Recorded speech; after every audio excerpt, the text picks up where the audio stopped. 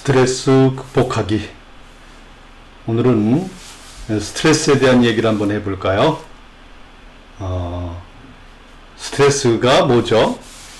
신경긴장이라는 뜻입니다. 스트레스는 이제 신경긴장인데, 그 신경긴장은 왜 일어나죠? 세상과 나의 불협화음입니다. 더 자세히 말하면 내 욕심과 세상 욕심과의 충돌이죠. 그 내가 아닌 그 세상이란 것은 어떤 심리적 갈등일 수도 있고요.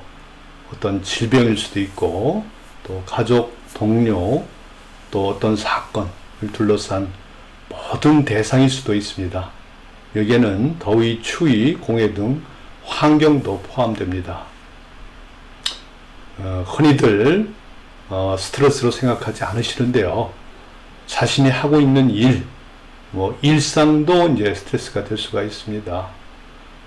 제가 환자를 보는 것을 싫어하지 않는데, 이제 환자를 많이 보고 나면 머리가 아픕니다. 좀 스트레스를 받은 거죠. 그리고 스트레스는 나쁜 일만 스트레스가 아니에요. 좋은 일도 스트레스가 될 수 있습니다. 옛날에는 어떤 사건마다 스트레스에 점수를 매겼어요. 서양 사람들이 크리스마스 휴가를 보내는 것이 이제 경도 스트레스 항목에 포함이 됩니다. 좀 의아하시죠? 가장 좋은 일은 가장 나쁜 일만큼 스트레스를 받습니다. 그리고 모든 게 그러고 보면 모든 게 스트레스 아닌 게 없죠. 그런데 스트레스가 아주 없어서도 안 됩니다. 우리가 왜 놀이기구 청룡용차를 타죠? 스트레스를 받기 위해서 아닌가요? 생활에서 적당한 긴장은 필요하죠. 문제는 너무 과중한 게 문제죠. 스트레스가 일정치를 넘어서면 자율신경의 균형이 깨져요. 그러면서 이제 여러 신체 증상들이 나타납니다. 불면증, 두통, 눈이 아프다, 목이 아프다, 입이 마른다, 가슴이 두근거리고 불안하고 속이 쓰리고 변비, 설사, 신체의 모든 증상이 다 나올 수가 있어요. 이럴 때는 어떻게 해야 됩니까?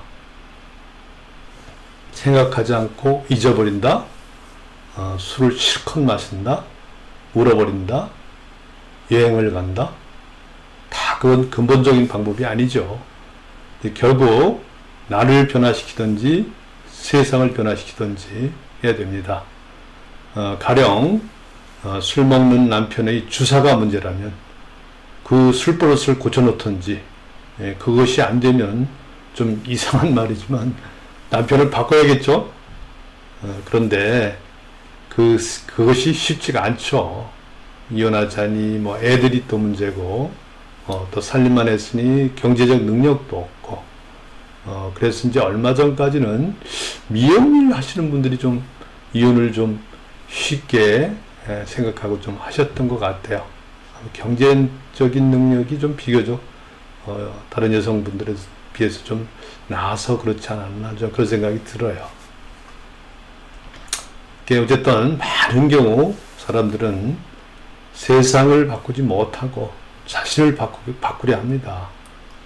이 자신을 바꾼다는 것도 너무나 힘든 일이죠.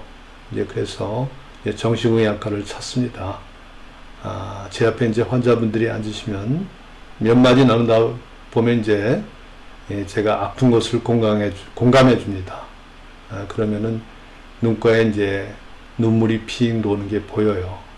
그럼 제가 휴지통을 슬며시 건네주면 그냥 펑펑 웁니다. 그렇게 아픈 시간들을 견디며 조금씩 변해들 가십니다. 잘못된 컴플렉스와 부질없는 욕망은 버리고 포기할 건 포기하고 자신을 정리해 나가는 거죠. 그것을 바라봐 주는 것도 정신건강의학과 의사의 할 일이죠. 저는 환자들에게 항상 이런 얘기를 합니다.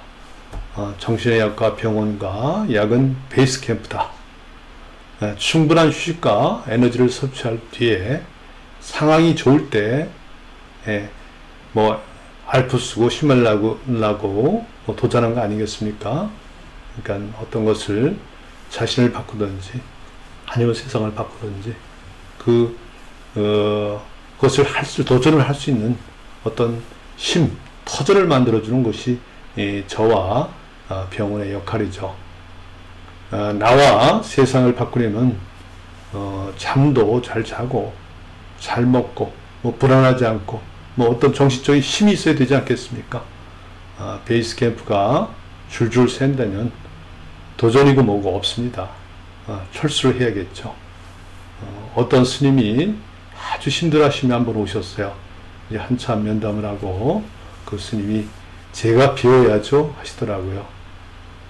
무엇이 비우는 건데요? 했더니 그냥 내놓는 거 아닌가요? 하더라고요. 나는 짓궂게 내려놓는 게 뭔데요? 했습니다.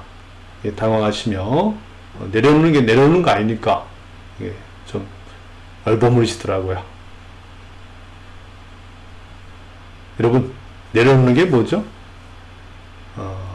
내려놓는다는 것은 이렇게 안 되면 차선책으로 저렇게 하면 되고 오늘 안 되면 내일 하면 됩니다. 그런데 우리는 그것이 잘 안 되죠. 그래서 많은 사람들이 힘들어합니다.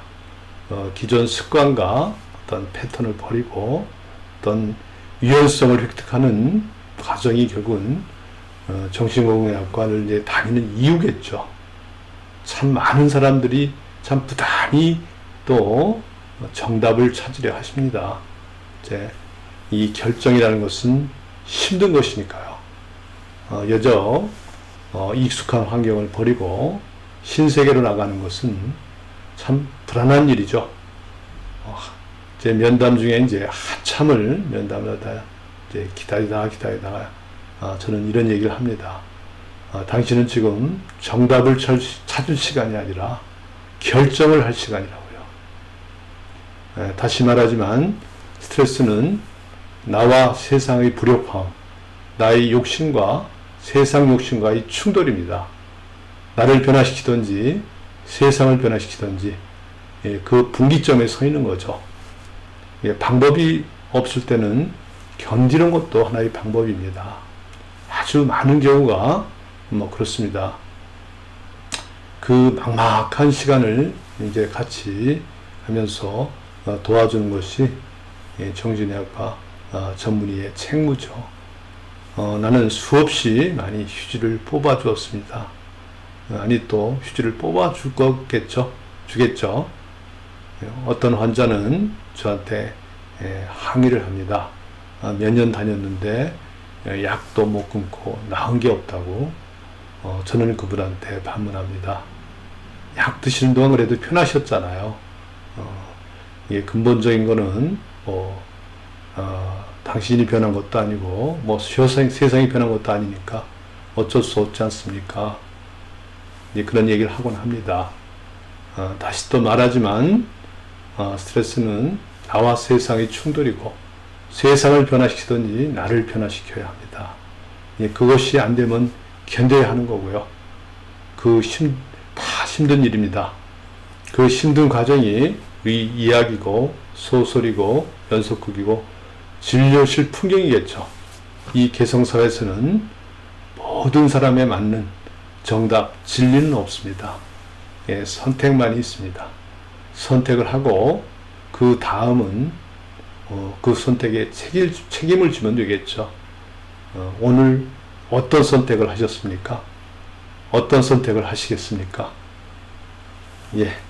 의학박사 김승기였습니다.